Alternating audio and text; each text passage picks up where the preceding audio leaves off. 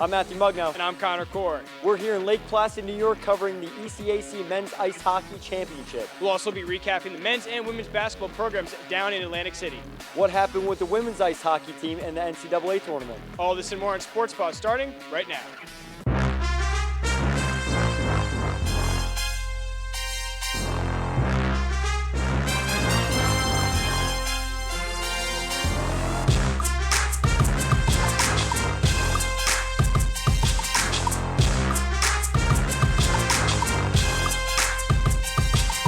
Just got back from Lake Placid. Welcome to Sports Paws. Connor, we have a lot to get in our first show back from break and that long road trip. That's right, Matt. All four winter sports were in the tournament action, plus some spring sports too.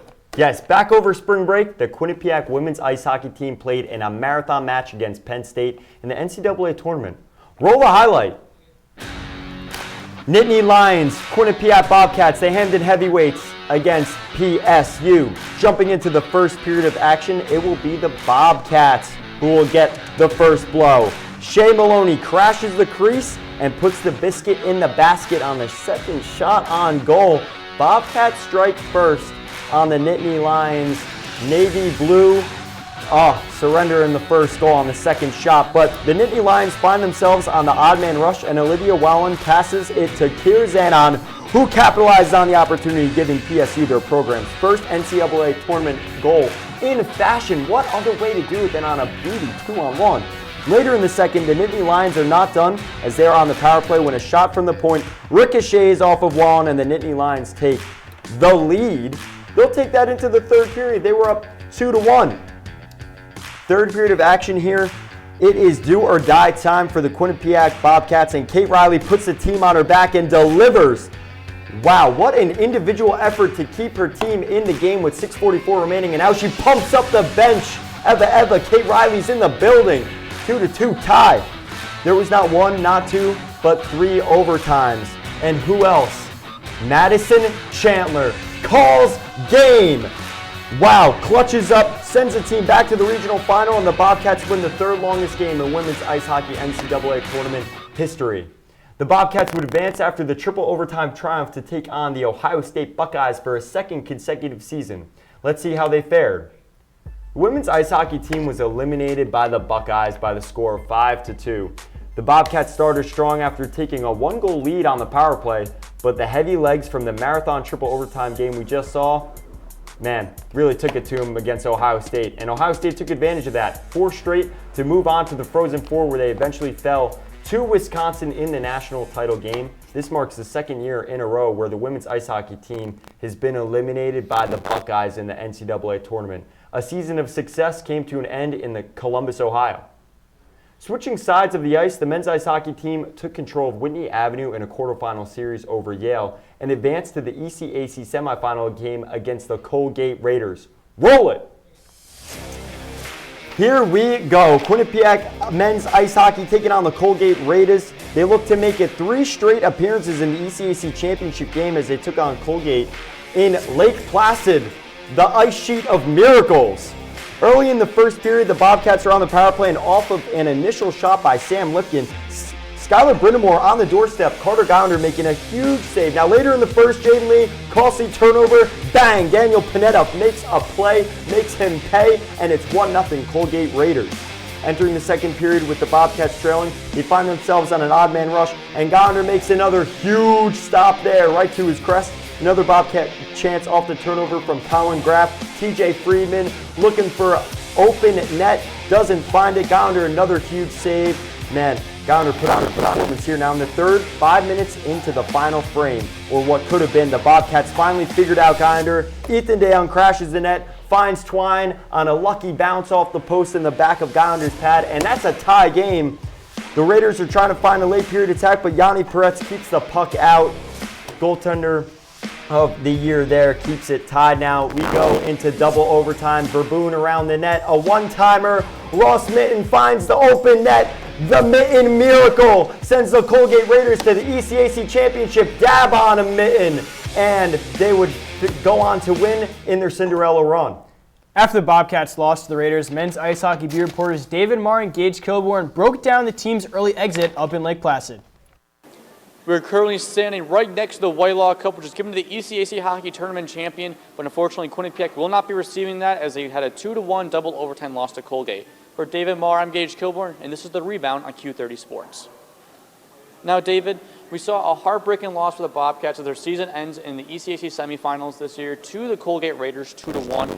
What is your takeaways from the special teams unit so far? Yeah, special teams, I think, wasn't really the deciding factor in the game, but it certainly kept the Bobcats in the game. They were 1 for 5 on the power play today. They killed a lot of penalties, including a major penalty assessed to Skylar Brindamore for kneeing in the second period to really keep the pressure off of Yaniv Peretz, who made a career-high 44 saves despite the loss for the Bobcats. Fortunately, not enough, but special teams did keep the Bobcats in it. We saw a lot of good puck movement from the Bobcats on special teams, but unfortunately, again, not enough in this double overtime loss to the Raiders.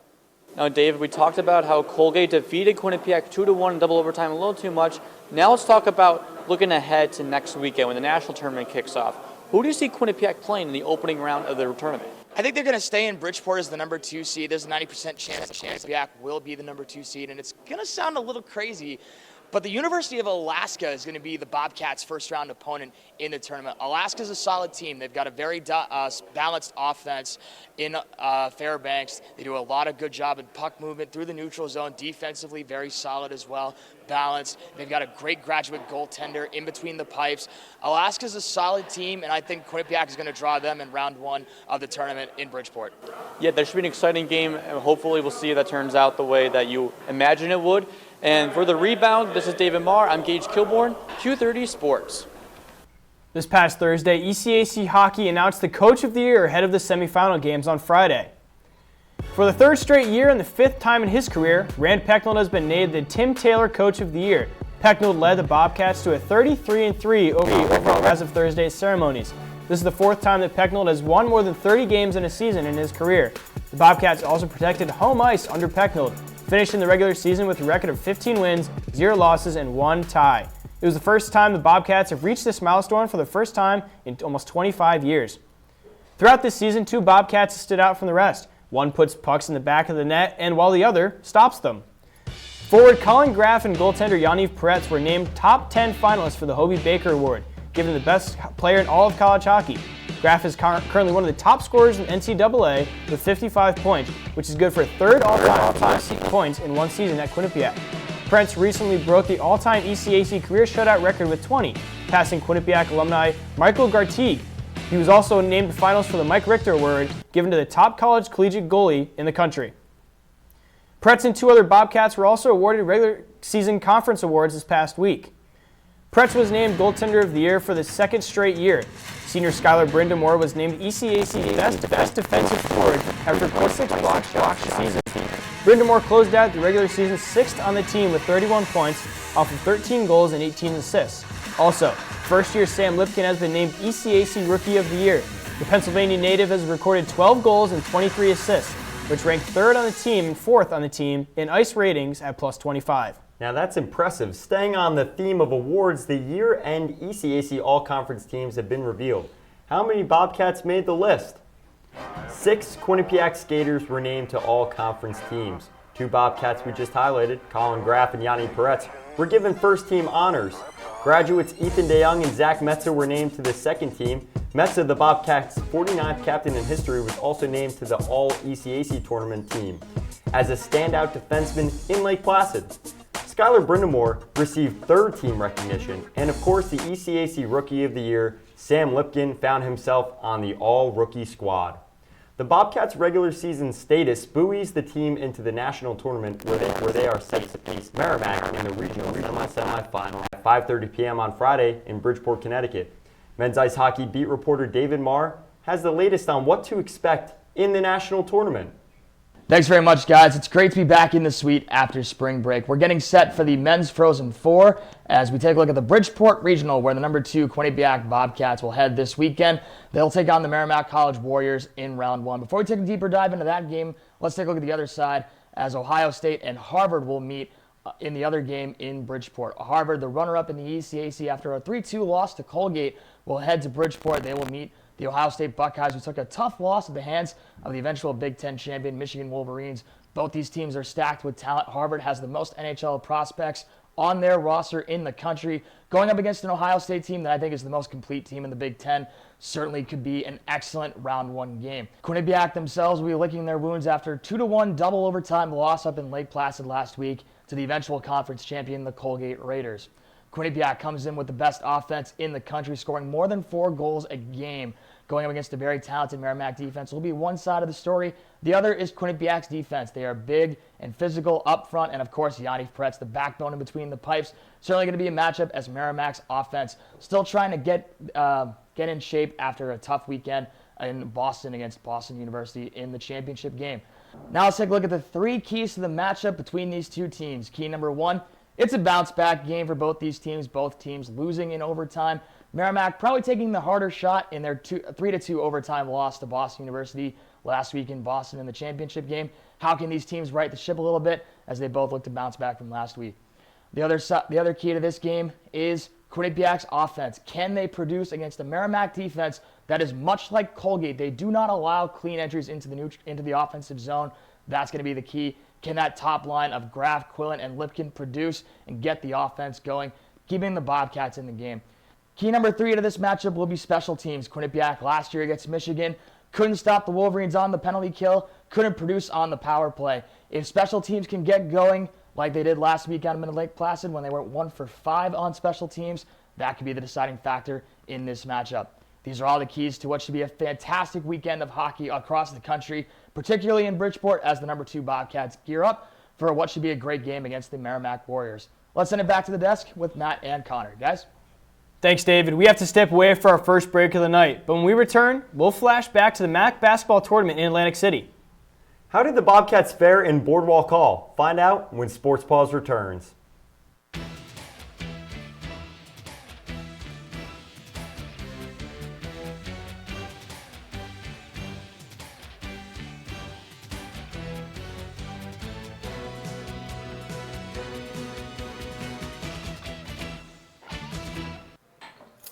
What do you think you're doing, Kevin? Was just gonna drive home. There are several warning signs present that you shouldn't be driving. Like hearing voices? Like your text-to-emoji ratio? Oh man, the selfies. Selfie, nailed it. We all have warning signs that let us know that we're probably not okay to drive. Mine is pretending to be your subconscious.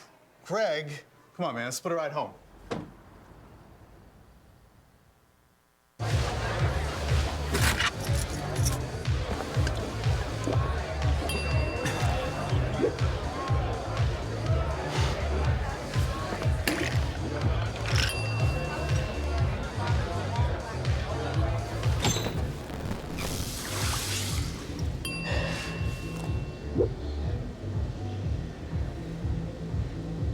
If you need to do something to feel okay to drive, you're not okay to drive.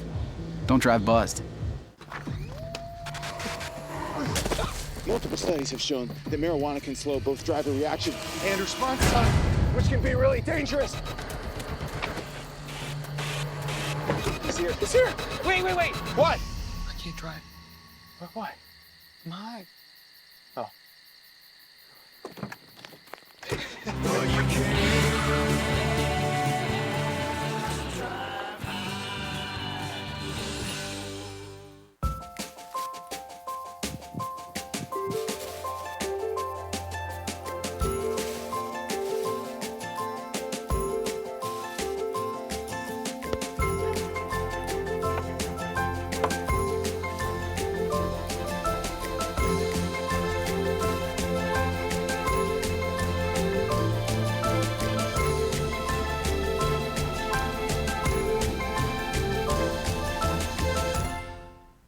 Thanks for sticking with us. Let's drive down from Lake Placid down to Atlantic City as the women's basketball team faced Manhattan.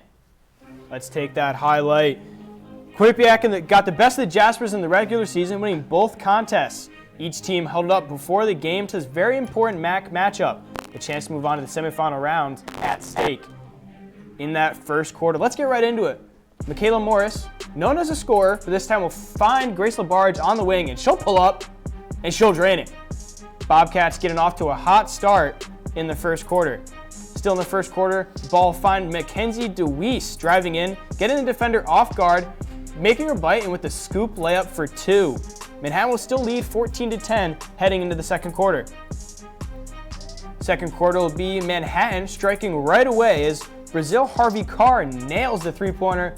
That lefty stroke from the wing, a lot like Grace LaBarge in the first quarter. Still in that second quarter, Quinnipiac will respond. Bobcats going off. Mary Baskerville will find Rose Caverly eventually. She'll drain it. That would make it 26-23 Quinnipiac lead at the half. Three-point shooting, a theme of this first half. We'll see about the second. 20 minutes down, 20 minutes to go. Coming out of half, it was Manhattan's Dee Davis driving in with a tough finish past Grisdale and Haywood. Moments later, once again, it'll be Davis in transition. She'll go with the left and right through Mackenzie Helms. It'll be 39-37 Jaspers in the last quarter of play. Bobcats down, starting with Rose Caverly turnover. Ella O'Donnell will get out in transition. She'll scoop it in for the layup, but it won't be enough as the Jaspers continue to go on their run to a MAAC title. They win 50-43 over the Bobcats. After the loss, women's basketball beat reporter Keenan Mills put the bow on the season that was for the Bobcats. The Quinnipiac women's basketball team entered Thursday with hope. A 49-43 loss to Manhattan and 22 turnovers later, the Bobcats are headed home. Manhattan had their number all afternoon and are headed to another semifinal. For Quinnipiac, they're going to take this time to reflect on their time at the university and the season as a whole. We didn't get off to a good start, and I think that just really snowballed. We were not in any type of flow, and we missed some shots that we typically do make, and we got behind the eight ball, and we were a little tense. After a seasoned sweep of the Jaspers, the Bobcats looked completely unprepared for Manhattan's March schemes. We don't want it to feel like one person's guarding them. The thing we talk about is we want it to feel like 2-on-1 because they know the next person's ready to go get them if they try to put the ball on the floor. Despite the loss, the 6 seniors and graduate students walk away learning a lot from their time at Quinnipiac. That they're just helping me grow up as a person, as a player, and just getting me ready for the real world. And I'm just going to take this moment right here with all these great people and just move forward from it, just knowing that we can get through it, knowing if you surround yourself with the right people that you'll be fine. The upperclassmen believe the program is in good hands and hope that they have taught the younger players something along the way. And I've already seen them all grow up so much. But yeah, just to never give less than what you have in the tank and to always pick each other up. The next time the Bobcats step into Atlantic City, they'll look to continue their championship legacy. For Q30 Sports, I'm Keenan Mills. Looking forward to the offseason, the head coach Trish Fabry's squad is going to look a little bit different come tip-off next season. Graduate student Rose Caverly and senior Michaela Morris both announced that they will be entering their names in the transfer portal for their final year of NCAA eligibility. Caverly finished her Bobcats career averaging 8.9 points per game. She's also started every game her entire career for the Bobcats. Morris finished her Bobcats career averaging 11.7 points per game. Morris also became the second player in the Bobcats Division I history to earn all MAAC awards every year in a Bobcats uniform. The men's basketball team was also down in Atlantic City taking on the Marist Red Foxes. The winner advanced to face the St. Peter's Peacocks in the semifinal game. Let's take that highlight. It's the MAAC quarterfinals with a chance to extend the Bobcats season, but the Marist Red Foxes stand in their way. Bobcats beat them twice in the regular season by a combined 20 points. We'll see how they do in this game. Let's hop right into the first half. Patrick Gardner, we're going to hear a lot from him. The over 7-footer can still dribble like that, but he rolls to his left, finds a wide open Isaiah Brinkner. We're going to see him nailing not one, but a similar three just a little bit. Quinnipiac guard Desi Jones will get the floater from about 8 feet out, trying to keep the Bobcats in this game. After a crazy ball movement, inside and out, perfect ball movement, Brinkner once again from the top of the key, bang. He's starting to feel it from down below. Louis Corey a little bit later fades away for the deuce, and that'll be all for the first half. 20 minutes down, 20 minutes to go. We're going to be seeing a lot more of Patrick Gardner. This was his half. Desi Jones trying to get defenders to bite, but Gardner will block it right there. A little bit later, that lefty stroke over number 33, Paul Otieno, helping the Bobcats try to get back. We'll see Brinkner once again from the same spot, but in the second half on the opposite side of the court, Brinkner once again hits a three. He'll finish over double-digit points. Desi Jones also tries to keep the team back in, but it's just not enough. Your final score in Atlantic City, 75-59, Marist Red Foxes advance. Atlantic City was the end of the line for Baker Dunleavy's squad. Q30 men's basketball beat reporter Keith Savage recaps the Bobcats' collapse against the Red Foxes. The MAAC championship was something the Quinnipiac men's basketball team hopes to achieve, but the Marist Red Foxes proved to be their kryptonite. Their intensity maybe was just higher than ours tonight. We didn't attack the glass defensively like we talked about before the game. I thought our guys were ready mentally. I just really think Marist was the best version of themselves tonight. We probably can't say that about ourselves. The Marist Red Foxes defeated the Quinnipiac Bobcats 75-59 in the MAAC quarterfinals, even though the Bobcats defeated the team twice during the regular season, including defeating the Marist Red Foxes on Saturday during the team's senior day. But head coach John Dunn talked about how the energy was different. We just played harder. I mean, really, it was the same game plan. Sometimes people make the biggest deal about adjustments, and sometimes it's just urgency and effort, and our urgency was there. It really was, and it wasn't on senior night. And, fortunately for us, it was there at the right time. Last season, the Bobcats defeated the Red Foxes by 25 points in the opening round as the 11th seed. But this year, the Red Foxes were the 11th seed and found themselves with an upset. They put a young team together, and then bringing in a guy like Gardner. I would say playing around a big guy with his skill is probably the main difference in terms of the matchup. We'll have to wait and see what the future of the Quinnipiac men's basketball team looks next season. Reporting from Q30 Sports, I'm Keith Savage. Despite the team's failure to win the MAAC conference, senior guard Matt Belanc is set to return to the court for the Bobcats in 2023-2024. The redshirt senior announced that he will stick around at Leonard Court for another season earlier today. The Silver Springs, Maryland native was second on the team in points this season, averaging 12 per game. The man wearing number 2 was also third on the team in steals with 25 and third in rebounding with an average of 4.6 a game.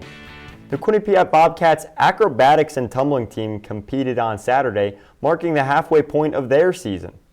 The Quinnipiac Bobcats took home the victory against Presbyterian College by a final score of 271-255 on Saturday in North Carolina. The Bobcats did not lose in a single category out of the 6 events in contention. The Bobcats are now 2-0 against Presbyterian. And with the victory, Quinnipiac's overall record improves to 3-0 on the season. The Bobcats return to action against Baylor on Friday. It's time for another commercial break. When we return, we'll flip seasons to spring sports action. Plus a top 5 plays you won't want to miss. We'll be right back after this.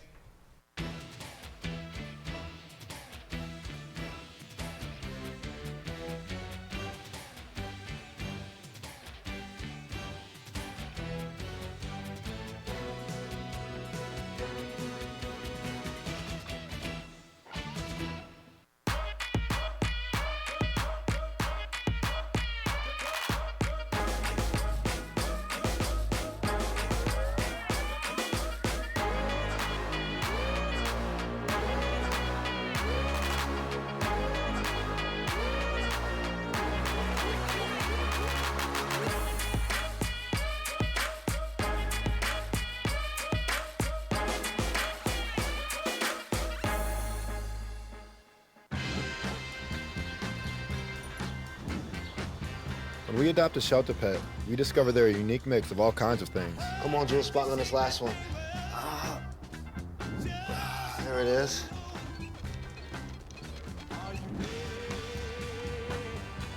Keep going with it.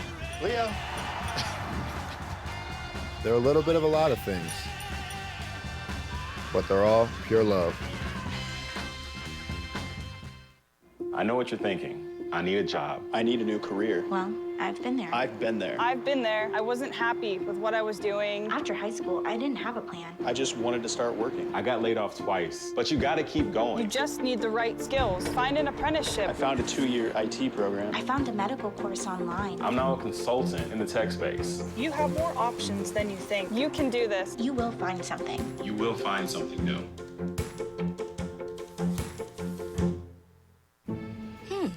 Maybe you can make retirement happen. After all, you made home ownership happen. Homeschooling yourself on loans, beefing up your credit score. So I'm pre-approved. You were like, yes! Sorry. Color coding listings, ticking boxes, and flushing every toilet in a 20-mile radius. Home sweet home. You aced House Hunter. Now get the tips you need to get on track at aceyourretirement.org. We have hit the home stretch of our show. Taking the drive down from York Hill and back outside from baseball, let's take a look at this past weekend series against St. John's. Game 1 took place at St. John's, and the home field advantage was in the Red Storm's favor as they handled the Bobcats with ease, winning 8-1. The Red Storm stormed out to an early lead and never gave it up, scoring 4 runs in the first inning. The lone run from Quinnipiac came from catcher Keegan O'Connor in the top of the 5th inning, thanks to a Kyle Maves double to left center field.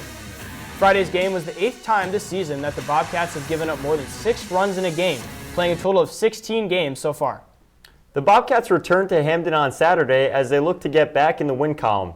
Take that highlight. The Quinnipiac baseball team had their home opener on Saturday afternoon as they welcomed in the St. John's Red Storm. The Bobcats will have Tim Blasdale starting for them. There's number 1-2 in navy blue warming up. All right, as we jump to the top of the 2nd inning, the Red Storm get on the board early as infielder Aaron Mann hits a rocket to left field for a home run. That puts St. John's up 1-0. Blast that all the way to the sleeping giant. Now we move to the top of the 4th inning as the Red Storm get more runs in by this no-doubt home run by infielder Marty Higgins to left field. Same spot, 4-0 St. John's. Now we go to the bottom of the 6th. The Bobcats down 7-0, but Sean Swenson gets the Bobcats on the board for the first time this game with a 2-run single. That'll cut the deficit to 5. And still at the top of the 7th, we're going to the, we're going to the top of the 7th now as the Red Storm add more support with another run batted in by Marty Higgins with this double to deep right field. 8-2 St. John's. All the way back at the fence. Now let's just head to the bottom of the 9th inning. With the Bobcats down 15-4, John Heitzman adds in with a single, and that adds to the Bobcats total, but it's not enough to come back. That would not be enough as the Red Storm defeat the Bobcats by a final score of 15-5. And they struggled this weekend as they had an away, home, and away. They got swept in that series, Connor, and they'll have to try and get things back together as the season moves along into some nicer weather. Still reeling from the home opener loss, Quinnipiac took the trip back to Queens to face St. John's for a 3rd time on Sunday. The outcome remained the same in the 3rd straight matchup. The were blown away by the Red Storm again as John Delaney's team fell 13-4. Quinnipiac could not find answers for St. John's pitcher Sonny Fauci, who struck out 8 in 6 innings on the bump for the win. Anthony D'Onofrio is the hottest bat for the Bobcats, going 2 for 2. Quinnipiac will take a trip to New Haven on Wednesday for a clash with Yale. The Quinnipiac softball squad took on the Winthrop Eagles for a 3-game set last week in Rock Hill, South Carolina. The Bobcats dropped 2 of 3 in a series that featured a doubleheader last Wednesday and a 3rd game on Thursday. The Bobcats won 1-0, the single run scored on a homer by Hannah Davis. The Bobcats would then drop the next games by a combined score of 10-4. The Bobcats came into the series having played the South Carolina program once before in 2011. Quinnipiac will host Holy Cross in a doubleheader at home tomorrow. Connor Core, is it that time? I believe it is that time. Top 5 plays right here, right now. Let's get into it. All right. It's top 5. Sean Swenson ropes it to left field for the 2-run base hit, and the Bobcats dropped that game 15-5, but boy, oh boy, way to get the Bobcats on the board with that Bambino slam. Now, Matt, what's better than 5? Number 4, women's lacrosse at Villanova. Desiree Kleberg gets the lob pass right here and buries it with one hand. Bobcats would eventually lose this game 16-12 against Villanova. Desi Pop with a nice goal. Play 3, men's lacrosse at Wagner. Nick DiMuccio from point-blank range keeps the game alive, clutches up with the same in overtime, but the Bobcats will lose that heartbreaker in triple overtime. Back to the diamond, it's Keegan O'Connor laying it all the way out for this wild catch in no man's land down the right field line. complete effort and focus. Well, we're going from spring fields to cold ice in Lake Placid for the semis. Ethan DeYoung puts it past Carter Gallagher in an elite goaltender performance. DeYoung was able to break that and get the Bobcats on the board. The Quinnipiac Bobcats will lose that game. We're all out of time for tonight. Thanks for watching, and thanks to everyone behind the scenes. To stay up to date with the latest content, follow us on Q30 Sports on Twitter, and check us out on our website, q30tv.com. And download the Q30 app from the Play Store and Google Play. For Matt Mugno, I'm Connor Core. Have a great night, Bobcats.